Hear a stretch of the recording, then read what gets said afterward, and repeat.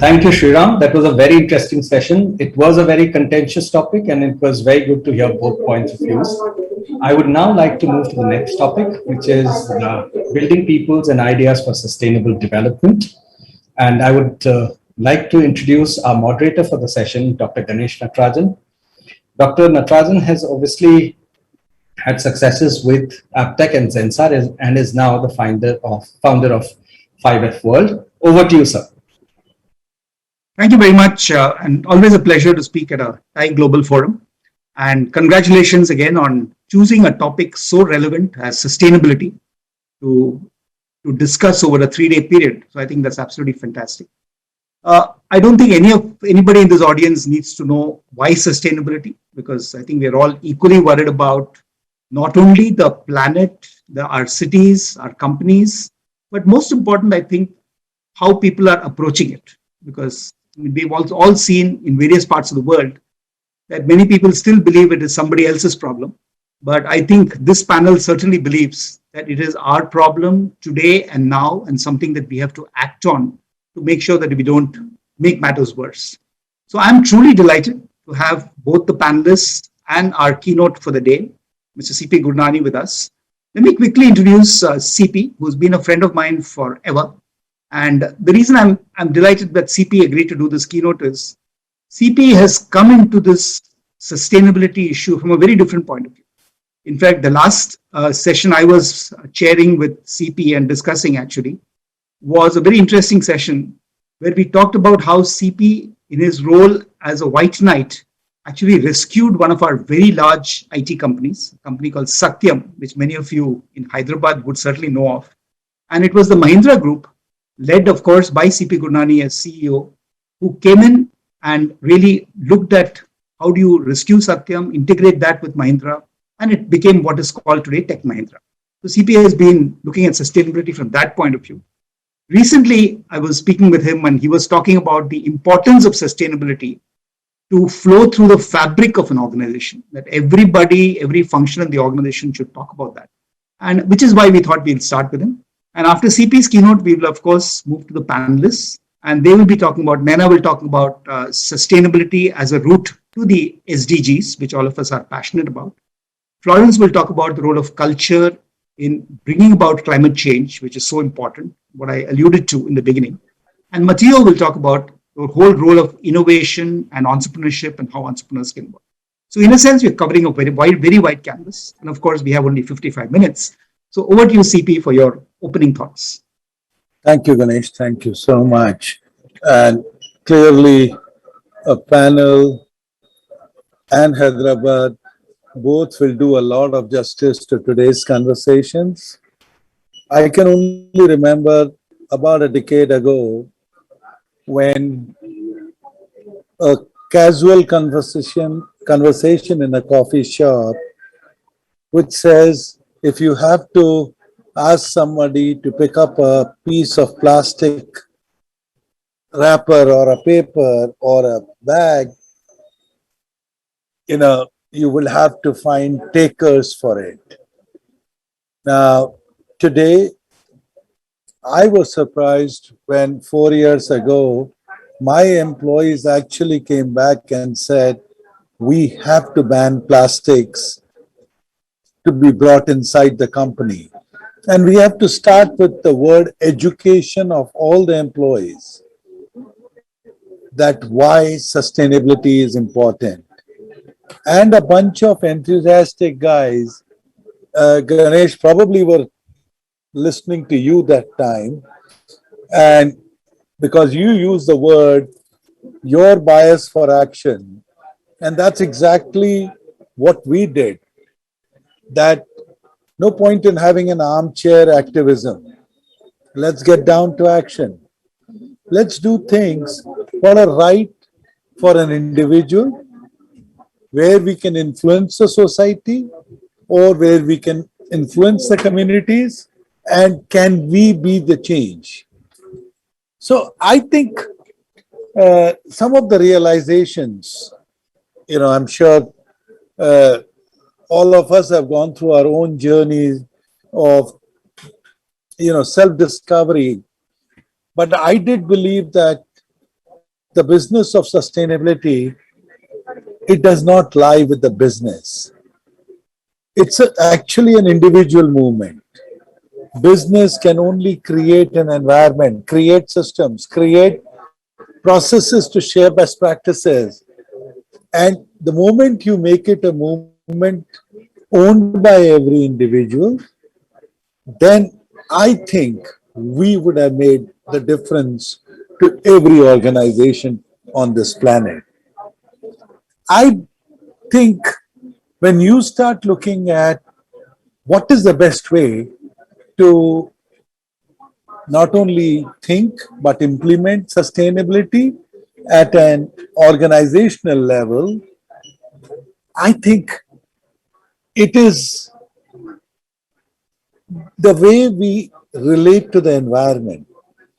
When we make it a people's own specific goals, it is not about functioning in silos. It is not about,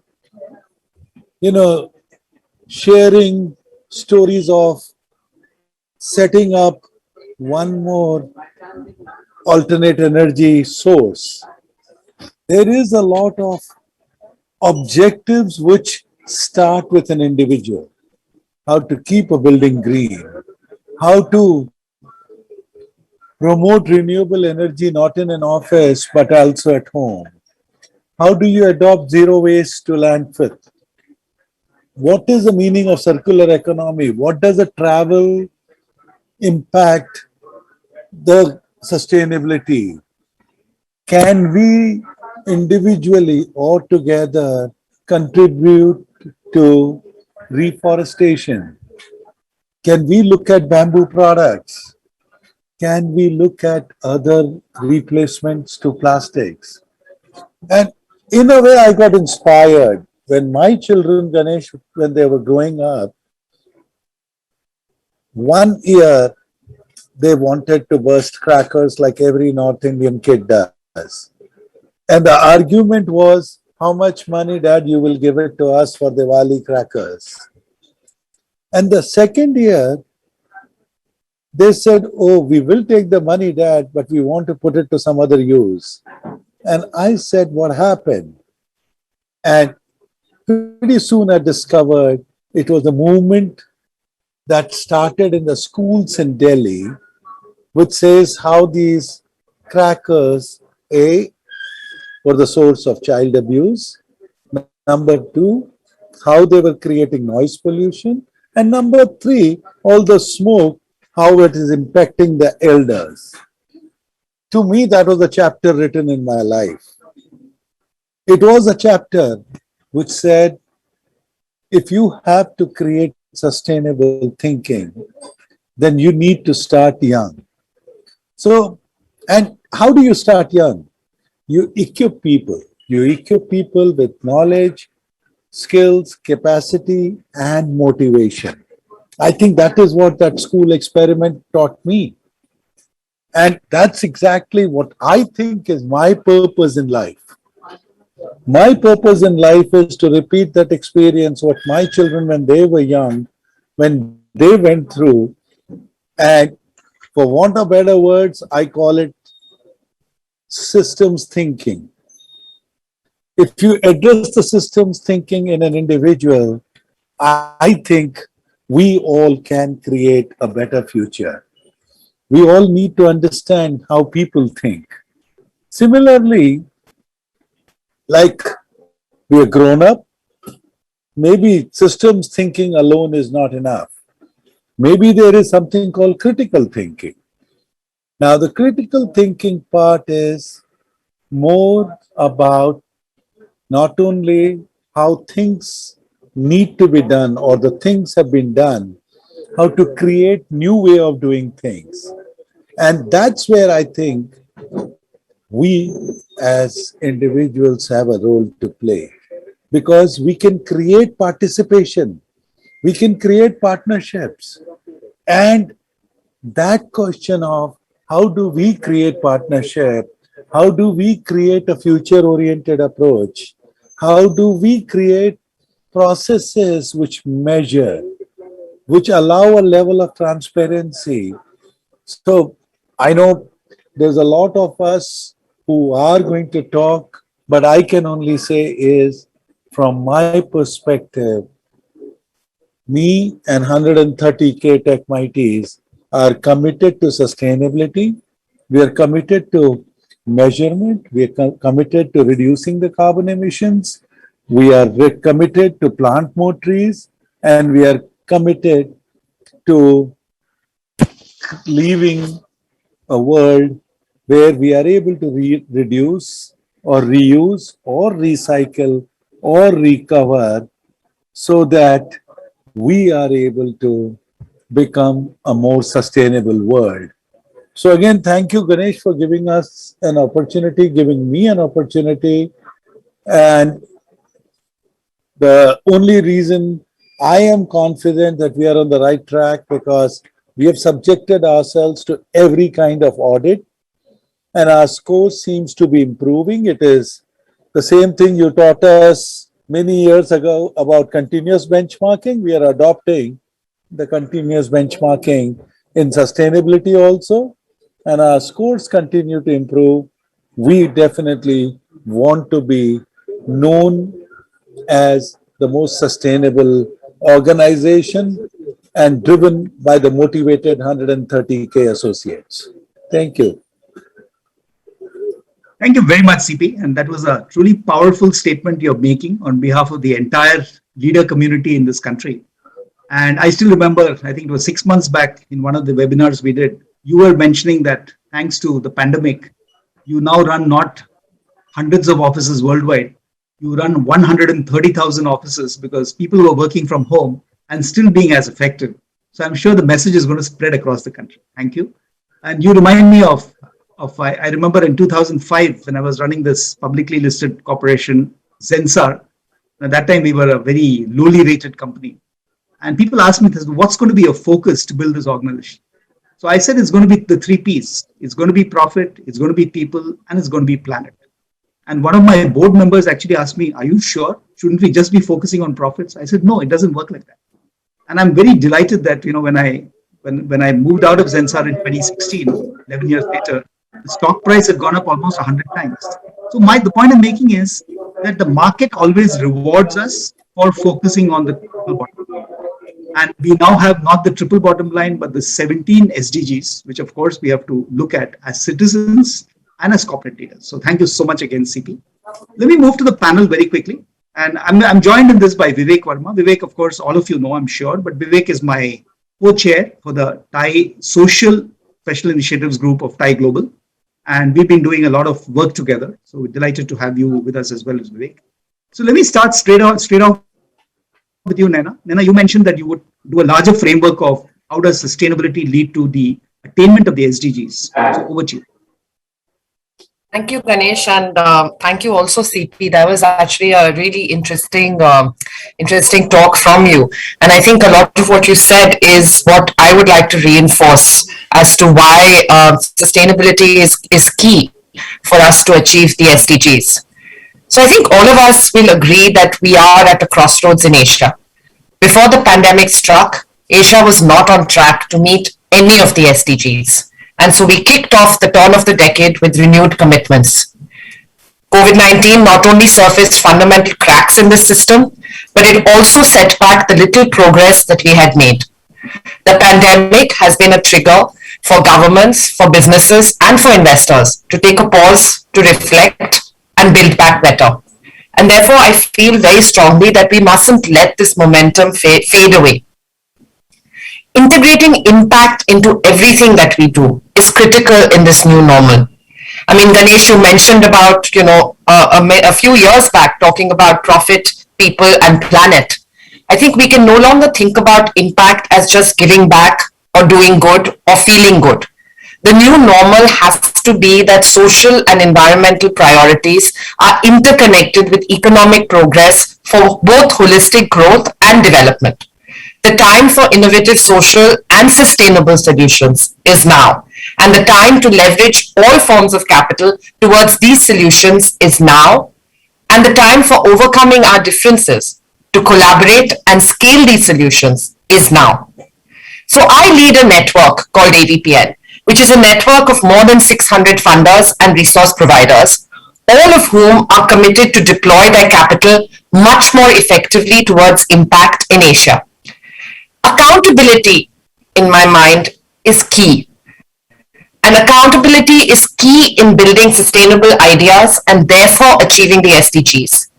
We do not dispute that everyone in this sector, and probably everyone who has logged in to hear this, has the intention to do good. The question is whether one is doing it as effectively and as efficiently as possible. This means that as we implement sustainability, we must demonstrate the impact of it. Benchmarks have to be established, definitions have to be clarified, and I think as what CP meant, it's important we measure its impact on the results that are achieved. I also feel that investors are increasingly recognizing that in order to enable a more sustainable and resilient solution, they need to develop an integrated approach that recognizes both impact challenges and therefore their solutions are interrelated. And I think the pandemic has made it very visible how climate change will affect us all on a global scale, which has stirred us with renewed energy to build back better through climate resiliency.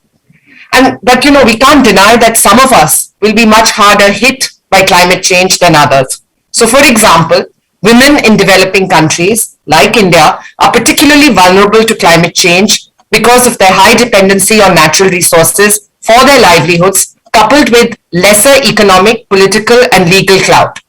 Despite these structural and socio-economic barriers, we find that women often play a pivotal role in natural resource management and sustainable development as they navigate through the food, water, and energy requirements for both their households and communities.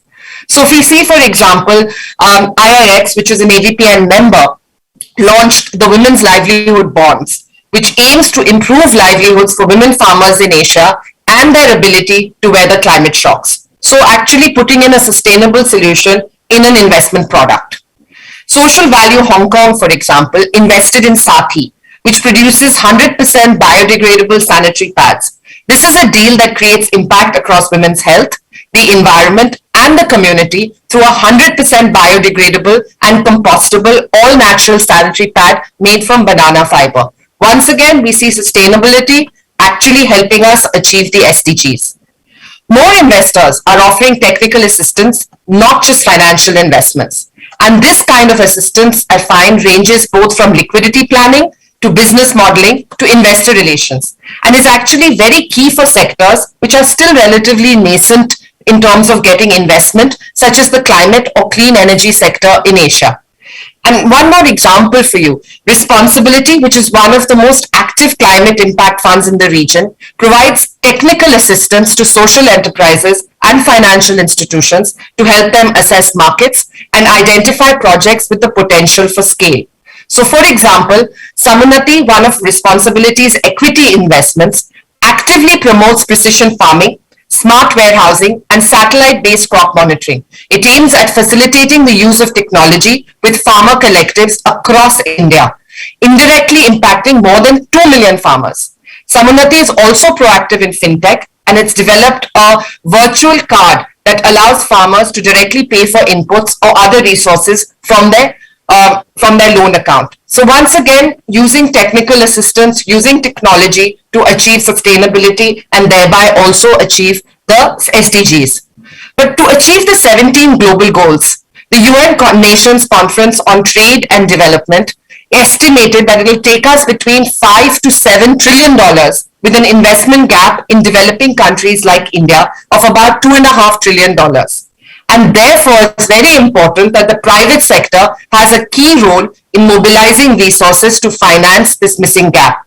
Achieving the SDGs requires not only steering private capital towards investments that can advance progress on these goals, but they have to also move beyond just CSR, ad hoc volunteering programs, and like CP said, integrate sustainability in their core businesses.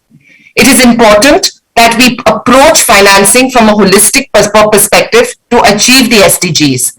And we, along with government, take action to identify and leverage reforms to maximize resources for sustainable development priorities, including creating policies to create an enabling environment that promote SDG-aligned private sector development, leverage development cooperation, and develop instruments that actually bring in private sector investment into SDG-related goals. No one can embark on this journey alone. Complex challenges like this are too multidimensional for anyone to have sufficient resources to make systemic change. Therefore, all of us need to be part of a community that can help us find the right partners to help us share knowledge and best practices and champion under-supported but high-impact options and avenues for sustainable investing. I'm going to stop there, Ganesh, and hand it back to you.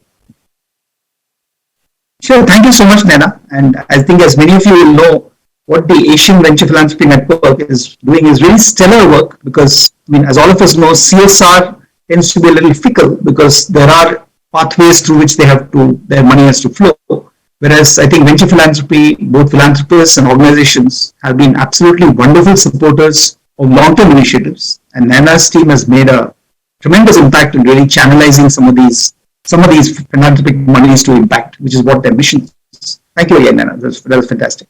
I'll probably come back to you later if you have time with a couple of questions. Florence, can we move to you? Because you were wanting to talk primarily about climate change, but again, the impact of culture. So we'd love to hear your thoughts. Yes, thank you very much, Ganesh. Can you hear me? Yes. Okay.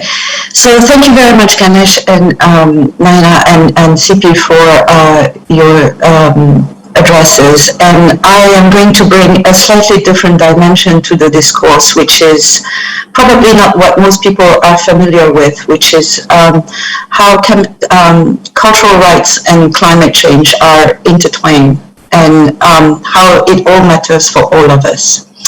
So today globally, the youth recognizes climate change as its main challenge. While climate change has been well identified as a human right crisis, the cultural rights dimension is overlooked.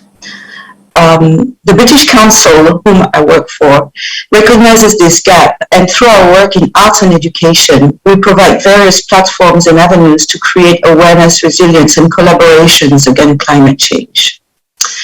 According to the United Nations, cultural rights relate to a broad range of issues such as expression and creation of art, information and communication, language, identity and belonging to multiple, diverse, and changing communities of shared cultural values, development of specific world vision and the pursuit of specific ways of life, education and training, access, contribution, and participation in cultural life and the conduct of cultural practices, access to and enjoyment of heritage in all its forms. All human rights are affected by climate change, but cultural rights even more so, as they could simply disappear in some cases. Many islanders across the world already face the drowning of their nations.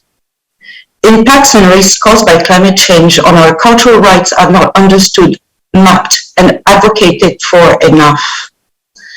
The global pandemic of COVID-19 is the priority for governments, media, and the global population, but the climate emergency continues to be the largest challenge the youth faces today. So what is at stake? I'm going to share with you some of the most obvious risks. A drastic increase of unequal access to education, the loss of tangible and intangible cultural heritage, cultural injustice, cultural diversity and cultural survival, traditional knowledge and ways of life, cultural rights of women, impact on cultural rights of indigenous people. All of us will be impacted, but the impact will hit people in places disproportionately, posing particular threats to the rights and cultures of coastal populations, populations of low-lying island states, indigenous people, rural people, women and girls, people with disabilities, and those living in poverty and other marginalized communities. It is important to note that climate change magnifies existing gender inequalities between boys and girls. Yet women are catalysts for climate change activism and play a leading role in creating culture and driving new ways of life to adapt to the climate crisis. Climate change is the most significant intergenerational equity issue of our time. Youth, mankind's future, must fully participate in shaping climate policy now. The response needs to be concerted and global, but also address diversity, specific impact, actors, and opportunities. Taking into account historical emissions, some nations are disproportionately responsible for the climate crisis. Developed states must reduce emissions more rapidly and assist developing states. I don't think we need to explain how education, at all levels, plays a critical role in shaping sustainably minded individuals. It's obvious that education is the most important tool we have. But instead, I would like to share with you a few general personal observations about current education systems and values. Today, the global population's education level is at its highest. Yet, we are on the brink of an environmental breakdown. So perhaps we need to investigate the relationship between education and climate change. What are we teaching and what are we learning? Education as a sector contributes to emission and the production of waste, directly because of its infrastructure and the mobility of the students that is required, and indirectly in a way that its teaching perpetuate the models that are at the root of the climate crisis, such as capitalism, economy of extraction, growth, colonialism, but also in the way that it shapes our understanding and communication of the climate crisis, usually based on science and technology, ignoring the role of the emotional, socio-political, and cultural dimension. My question is, do we want to teach knowledge or wisdom? I am sure that many education institutions around the world are trying to make a change, but the urgency of the crisis is here. I'm not an education specialist and I will guard myself from giving any advice. But as a mom of 2 teenagers, I would like to see a real shift in education where my kids are not taught a specific set of knowledge that will lead them to reproduce old models, but are taught and encouraged to deconstruct and rethink. After all, the definition of insanity is to continue doing the same thing and expect different results. Finally, as a mom, I recognize, above and beyond any education institution, that I own and carry the responsibility to educate my children. Parents are responsible for the values they instill in the next generation. They are the primary educator of a child, and we need to own that responsibility at the individual level. So in conclusion, education and cultural rights are not only casualties of climate change, but they're also part of the solution. They are tools for climate change mitigation and adaptation strategies. Arts and culture can bring resilience, help humanity explore the different scenarios, create awareness, educate, and mobilize activism. Sustainability cannot be addressed exclusively through technical, technological, or scientific solution. A holistic approach must include human beliefs, value, and behavior. The role of the cultural sector is as important as science and technology. Education, arts, and culture can bridge the gap between science, policy, and civic action. They provide a space for collective reflection, debate, and action against climate change and for sustainability. We must protect our cultural heritage and cultural rights together with our environment. Thank you very much. Thank you, Florence. That was absolutely wonderful and totally resonates with me right now, because right now I'm in the Yucatan area of Mexico, exploring the Mayan civilization. And just yesterday we were discussing that if you look at what the Aztecs contributed, including the naming of the sun and the moon pyramids, right up to 1520 and the Spanish kind of aggression. I mean, it's just amazing to see how much of cultural history we may have lost in our craze, if you will, for extreme development. So I think what you said is so right. And I think we need to go back to our roots and see what can be done. And of course, none other than the British Council. As a small child growing up in a very, very small town in India, my only refuge in terms of knowledge was the British Council. So even today, it's one of my most passionate sources of knowledge. And thank you, Florence, for really. Thank you very much. Thank you. Over to you, Matthew. Look forward to hearing your thoughts, particularly on innovation and entrepreneurship, which is, I think, a passion for all of us at TIE. Indeed, Ganesh. Thank you so much. Thank you, Vivek, for having me here. Thank you to TIE, great organization that I've been following for quite some time. As with my family, we lived in Gurgaon for 8 years. So we've been very much exposed to the great work that TIE is doing in India and worldwide. And I'll take, I really enjoyed the conversation so far. Both Florence and Naina and CP's comments are really relevant. And what I'll try to do, I'll try to tie some of the topics together, because as entrepreneurs, we are kind of doing much more than what we would expect to be able to do with the resources that we have available. And so the idea of tying things together and taking kind of a holistic and system-based approach is really at the foundation of what entrepreneurship is. And I will do that by maybe spending a couple of minutes giving an overview of what I am currently doing, because I think with our organization, we are going to the core of leveraging innovation and entrepreneurship to be laser focused on one of the problems, one of the challenges that are coming from this economic model of hypergrowth and single use and extractive linear use of resources that has been developed in the past, say, 50, 70 years. And the problem that we are trying to address is that of ocean plastic pollution. The organization I work for, which is Second News, has been tasked to come up with a multi-year and multi-country program to basically leverage and bring in and support innovators in different areas, whether it's business innovation, business model innovation, product innovation, material innovation, as well as policy and government approach innovation, to basically holistically find solutions, scalable solution to the problem of plastic pollution in the ocean. And we do that by working collaboratively. So I kept hearing several of my fellow panelists coming up with words like not about sustainability is not about working in silos. We need to strike partnership and increase participation.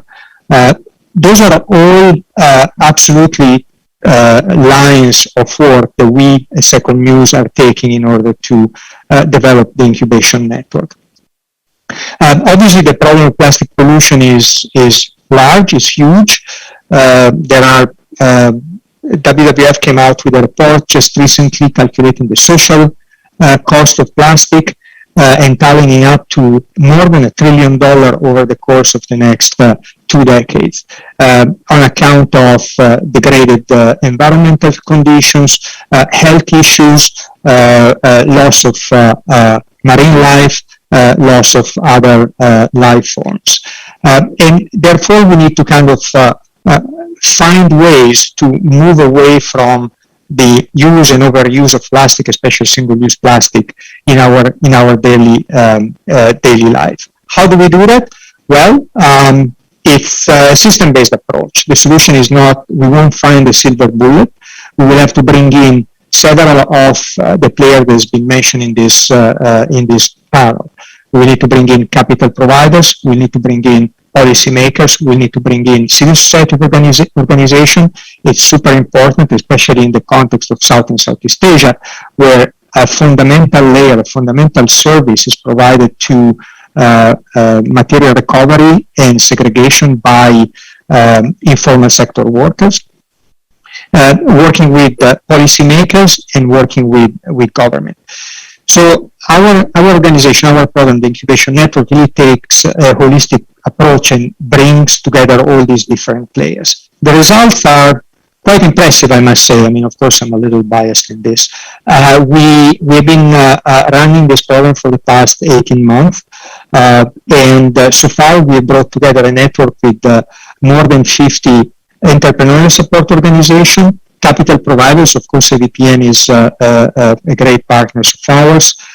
We work with several local government at the municipal level, and I think very relevant for the audience today, we also have provided support to more than 200 early stage startup, let's say pre-Series A, growing businesses mostly, in the form of technical assistance, in the form of non-dilutive capital, in the form of mentorship, in the form of connections with capital providers, with other actors in the ecosystem, and really developing very, very strong connection. The way we work. The way we work is really collaborative. Collaboration for us is the basis of these solutions, potential solution to this really wicked problem, global, challenging, multifaceted problems. And I want to bring a couple of, actually one example that I think is actually super relevant, especially to the Indian context. One of the organizations we had the pleasure to work with is based out of Chennai, is an incubator called AtWorks. And we started our conversation. That was my last trip, actually, out of before COVID, to Chennai in February of 2020. Wow, long time ago, without traveling.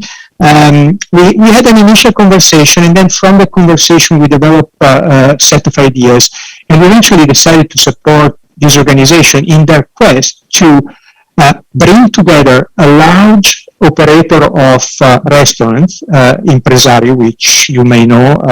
Their brand names are Daddy Smokehouse and Mocha Cafe and several other outlets across India. They also the entrepreneur support organization AtWorks, who would actually source prototype stage or later stage solutions for the very vast set of services that are provided through single-use plastic or plastic in general to the restaurant industry. So this is a fantastic example of kind of catalyzing the collaboration between a private sector player that is really keen on sustainability and wants to improve the sustainability of their operation, and a set of startup and a set of early stage innovative organizations that are trying to get a foothold, access for their product and solution to an established player, and we help them bring them together. Eventually, AtWorks, through a process of selection, identified 23 young and growing businesses that were providing probably segment-based kind of point solution to single-use plastic, to containers, to packaging, to treatment of waste after use, and created an entire set of solutions that is being developed as we speak to really offer a full value chain solution for the operator of restaurants. As incubation network, what we are doing, we are amplifying this solution. So we are taking these great ideas that started in Chennai in India, and actually we are planning to bring them to Thailand and bring them to other countries in the region where we are active in developing this type of programs, because as much as there is single-use plastic and excess waste in the restaurant industry in India, the same happens in Thailand, the same happens in Vietnam, in Cambodia, and so on and so forth. So this is really our focus to support and identify solutions and then scale them up through what I would call an open source method. Again, our core strength is collaboration and holistic approach, and want to make sure that what we learn as an organization, Second Muse and Incubation Network, is then replicated and scaled up. Our organization works with the support of other great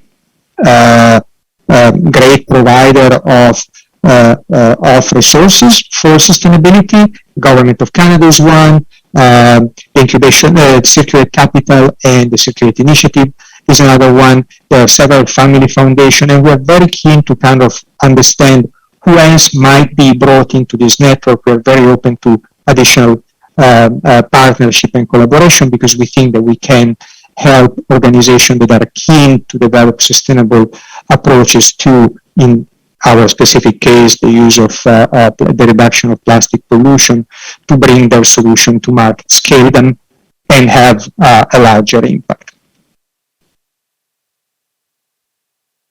And with that, I hand it hand it back to you, Ganesh. Yeah, sure. Thank you, Matthew. And in fact, very fascinating that you are obviously working in an area which is extremely relevant to the whole climate change and sustainability issue. So, can you just give us an example of how maybe any entrepreneur that you're working with has really been able to start small and scale from there? Absolutely. There are several examples. From India, but let's now take an example from outside India. We work in 5 countries, including Indonesia, Thailand, Philippines, Vietnam, and I'm going to take an example from Indonesia, for instance. And this is a company that started really small, trying to avoid the use of individual containers for each unit of product that is delivered to the customer. And of course, you are very familiar, I'm sure, with the sachet approach that kind of provided access to FMCG product to a much broader part of the population because the unit cost is smaller, but creates a lot of side effects. There is a huge amount of pollution because of sachet being multi-layer plastic that are very difficult and low value as a recyclable material. And there is also a poverty premium. So by spending less on the individual unit, there is also a much higher cost per unit of volume or weight for the end consumer. And so this company in Indonesia started basically pushing around the cart and replicating a mobile kirana store, if you will, with few products that they were sourcing from FMCG companies. And they started a couple of years ago. They found that from household, there was really a great demand. So it's the classic, hyperscale situation where you throw something on the market and the market reacts by saying, oh my goodness, I want more of this. And so they kept adding and they kept adding. They developed a new product, they developed a dispenser, they developed an app, and now ended up actually starting, just recently announced a very large partnership with a couple of very big names to distribute not only container-free, not only say household cleaning products and soaps, but also food products like breakfast cereals and other kind of loose products. They have a little cart. You can book your delivery. The household will actually come up with their own containers, and what they do, they recycle. They refill. Therefore, reducing and removing, hundreds of thousands of single-use containers and or plastic sachet. So this is a classic example. We follow them from the very beginning. They are growing. They've raised some capital. They are raising more capital right now, and we're very keen to kind of keep supporting them. Again, this is one example from Indonesia. The company is called Cyclus, but similarly, there are so many other examples around the region. And again, I'm very proud to say a lot are from India as well. Thank you, Matthew. I think that was fascinating because it just shows you how much good can still be done by social entrepreneurs, and I think that's really what we are all about. So, Vivek, I'm going to hand it over to you. I mean, your thoughts on what you heard so far? Well, I think it's been fascinating, right? From the cultural history context to what corporations as well as nations can do in sustainability, and of course, what entrepreneurs can contribute. So, any thoughts or any questions from your side to our panelists? Yeah, thank you, Ganesh. And I think it's absolutely been fascinating. Starting with Mr. Gurnani talking about it all ultimately comes down to the individual, and then hearing from Naina, Florence, and Matthew about the system-based approach and how culture plays a very important role and how people mindset needs to change. And I think it's all about innovation, but on a global scale. So it's been outstanding. I think I have been seeing one theme and been seeing a lot of these sessions since morning. I think it seems to be getting reinforced, and we've heard this cliche before that it takes a village to raise a child. And when it comes to sustainability, I think it applies equally well that if we really want to build a sustainable organization, a sustainable future, I think it needs to get everyone involved. And I think it's kind of coming through from what I'm hearing from our panelists on this panel too. I think from listening to what I did from each of the panelists, I did have a question for each of you. So maybe I'll start with you, Naina. So I think, you touched about it very briefly, but maybe I'll request if you can talk a little more about the whole importance of measurability. Today, when we look at this, the corporate world as we see it is so driven by KPIs, by top line, by bottom line, that it's really hard wired into people's thinking, into people's brain. And I think my own reading, and that's where I want you to reflect on, is that when do you see that happening in this whole sustainable SDG space, where we have very clear metrics and people are really driven through that, the balance sheets, or I won't call them balance sheets, the annual reports. I know we've started that movement, but when do you see that becoming mainstream? And where are we on that journey today?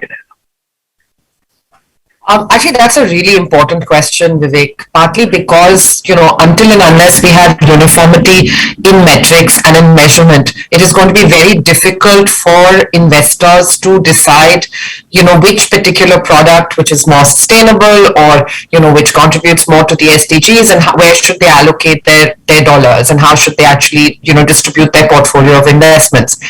It is also challenging because at this point we have numerous metrics. It's almost like an alphabet soup of metrics that are there and that are actually present. And it's very confusing for even sort of investors who are keen to change their portfolio based on the environmental footprint that they are having with their investments. So I think part of what we are looking at, there is a movement towards, implementing standardized metrics, both in terms of how you measure the SDGs, but also in terms of looking at, ESG. And we've made more of a progress towards ESG than we have, unfortunately, in terms of standardized metrics, in terms of measuring the SDGs. And I think there's a little bit of a difference in both. The other point that you raised, which is also very important, is about companies reporting it. And that is something we're seeing more and more, where, bourses and stock exchanges and monetary authorities in countries across Asia are now making it more sort of imperative for corporates in their own countries to start reporting on their environmental footprint, on their sustainability footprint. And it's something that will eventually be driven by the market. Policymakers or the stick can only accomplish that much. But every time a customer, a shareholder, or an employee asks for these kinds of metrics or wants to be associated either with that company or with that particular investment, you're going to see the market actually drive that approach. And we are moving there, not as fast as I would like, but I think we are on way to kind of have more standardized, more applicable metrics across different sectors. So sooner rather than later is what I hear you say, that we are getting there, but I think still some ground to cover. Still some ground to cover. Yeah, thank you, Naina. And coming to you, Florence, and you really talked and touched upon a very important aspect, which is touching humans, culture, where we come from. So a question I have for you is that quite often we have this dilemma when we are looking at doing the right things from an SDG or sustainability standpoint. And sometimes people are not able to differentiate between, what people call the armchair activism or really activism, and then taking it to action, which is going to really make an impact and a difference on the ground. So given your background and given the a little bit thoughts that you gave us around culture, what's your take on that? How do you manage that? Because it's an important aspect for us to manage, for people to see that this is a movement towards creating impact, and it's not just about a high visibility or high noise and then not taking it forward. It's a very complex question, but to give you my shortest answer to this, I really personally feel, and again, I'm not an expert, but I really personally feel that as a parent, we have a very crucial role to play in making sure that we instill the right values in our kids. And by the way, it goes both ways. We can also learn from our kids. because I think that kids have a lot to teach us. It's not just one direction. But when it comes to sustainability and climate change, the youth, like I've said, this is how I started. I said that the youth sees climate change as its primary challenge. So I think that as long as we keep on tackling the issue from at a very early root with education, and it starts at home. It starts by showing the example. I think, you can have as many conferences as you want. You can have as many scientific presentations as you want. But I think where you learn something that will stay with you as a behavior for the rest of your life and as a value is what your teachers and your parents show you as an example from a very early age. And what I would say also is that I think that we overlook the cultural aspect and the artistic contribution, or rather, I should say, the contribution of the arts and culture into the climate change, into sustainability. We always look at it from a very scientific, tech-driven sort of angle, but we fail to see the entire humanity's point of view. And as long as we do that, we will not find a holistic solution, and we will not find the full solution. So I thank you for allowing me to bring that aspect of things.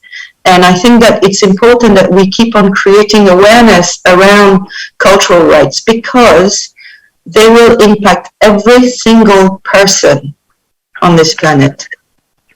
Fantastic. Thank you very much. And I think in the building people, this is a fantastic approach that we need to start early, and we need to use the value approach, and it starts from home and it starts early. So thank you very much, Florence. And last but not least, Matthew. Sorry. Yes, Florence. Sorry. No, I just want to say that to me, it's very important that we take ownership of that responsibility at an individual level. We don't always push it back. It starts with us, because if we wait for governments, if we wait for institutions, we'll be waiting forever. Fantastic. And Matthew, that brings me to a question, just taking the cue from what Florence said at the end, that while there is sustainability, while there is innovation, entrepreneurship, and a lot of it is as part of the entrepreneurial spirit for us to take charge and do things. But I want you to reflect in a couple of minutes on what role do you think the government or policy framework really plays in building these sustainable organizations. It can't just be us as individuals with all our zeal and passion. So it does require that. So what's your take on that, if you can spend a few minutes? Absolutely. We actually are, that's one of the three pillars that we see supporting the overall solution to, in our case, the ocean plastic pollution. Governments have a very important role besides civil society organizations. So I want to actually totally reinforce what Florence just said, especially in the waste management sector and material recovery sector. There is a need to involve and treat as important stakeholders the less advantaged population, the scavengers, the rag pickers. Part of the population is female, and it's very important to make sure that the playing field is level there. So we are very strongly careful about gender equality and also making sure that informal sector workers are brought into the picture. Together with that, policymakers, local government policymakers, they have a huge potential impact. So we see it directly in municipal waste management regulation, where with a strike of a pen, they can actually literally change entire value chains. Case in point, the EPR regulation that is coming live in India, which really can potentially give a very strong impact to the way materials are processed and treated, and increase recycling and the reusing of materials. Obviously, it's not as simple as just writing the policy. The policy needs to be written in accordance with multiple stakeholders, with multiple point of view. There is the enforcement part of the policy that is sometimes, challenging and potentially expensive. But really within the 60 seconds that I have, the main point is that that I want to make is that policymaker and local government should have an equal seat at the table in this approach to multi-stakeholder systemic solution to the sustainability problem. We cannot do it without them. With all the individual will and good action and small action that in aggregate will account for something, there is still the opportunity to amplify that result and or speed it up, given the urgency of the solution that need to be put in place for climate change and other sustainability problem, and therefore governments and policymakers are a fundamental stakeholder at this table. Perspective, and I think it is important that they do contribute to that. And with that, Ganesh, I'll kind of hand it back to you to help us kind of wind up with your closing remarks. Sure, absolutely. I'll just take less than a minute. And thank you very much. And I think one message loud and clear is we don't need to wait for Greta Thunberg to come and tell us to change. And I think Florence rightly said that we have to start. The change begins with us. And that is very, very important. But I think it's been a fascinating session. Thank you very much, Florence. Thank you, Naina. Thank you, Matthew. And of course, thank you, Vivek, for making it a very, very interactive panel. And thank you, Gaurav, and back to you. Well, thank you, Ganesh. Thank you, Vic. Excellent. Different points. I think it's very important for us to keep working towards this. All the panelists, a big thank you for all your time. Thank you. Thank you so much. Thank you.